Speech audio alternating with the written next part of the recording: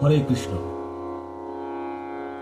অর্জুন গীতাতে পিতামহ ভীষ্ম অর্জুনকে বলেছেন,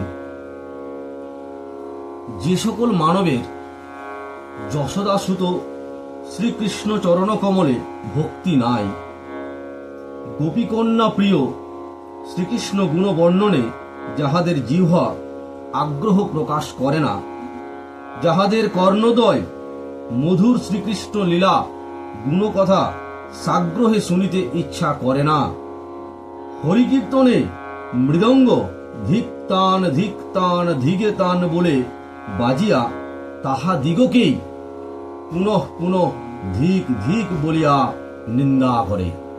হরে কৃষ্ণ কৃষ্ণ কৃষ্ণ হরে হরে, হরে রাম রাম রাম হরে হরে।